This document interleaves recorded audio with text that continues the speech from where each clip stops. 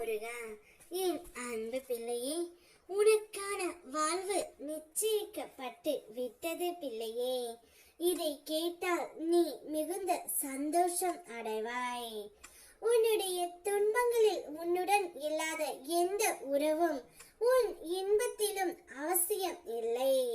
இன்பமாக இருக்கும் நாளில் அனைவரும் கூட வருவார்கள். ஆனால் உன்னுடைய துயரத்தில் நிழல் போல் நின்றவர்கள் தான் உண்மையான உறவுகள்.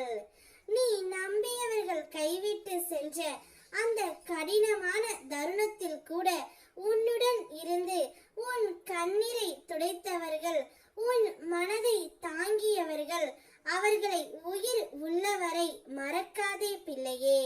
அவர்களின் உண்மையான அன்பு உன்னுடைய வாழ்க்கையின் பெரும் செல்வம்.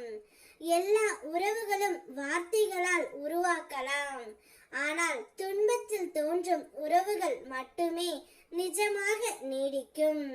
அவர்களை காப்பாற்றி மதித்து வாழ்ந்தால் உன்னுடைய வாழ்க்கை எப்போதும் ஆசீர்வாதத்தாலும் அருளாலும் நிரம்பி வழியும்.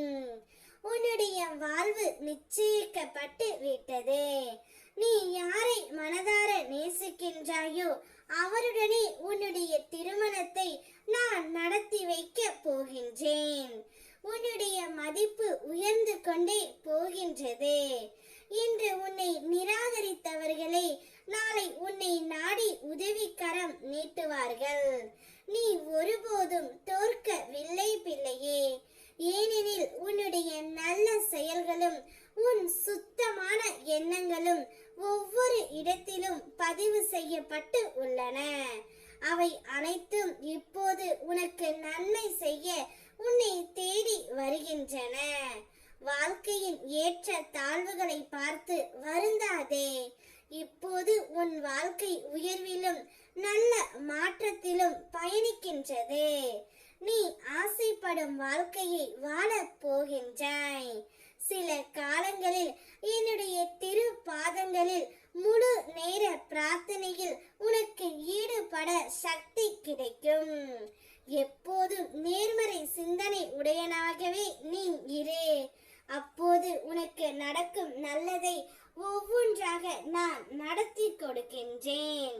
உன்னுடைய திருமணம் பெற்றோர்களின் ஆசீர்வாதத்தாலும் என்னுடைய அனுகிரகத்தாலும் உற்றார் உறவினர்களின் மூலம் அவர்களின் அனைவரும் சந்தோஷம் படும்படியாக உன்னுடைய திருமணத்தை நான் நடத்தி வைக்க போகின்றேன். உனக்கு பிடித்த வாழ்வு என்னுடைய அருளால் நிச்சயிக்கப்பட்டு விட்டது தங்கமே. இனி நீ சந்தோஷ மலையில் நனைய போகின்றாய். உன்னவருடன் உன் கையை பிடித்து கரம் பிடித்து இறுக பற்றிக்கொள். இந்த வாழ்க்கை முழுவதும் உனக்கு சந்தோஷத்தை நான் கொடுக்கின்றேன். ஓம் முருகா.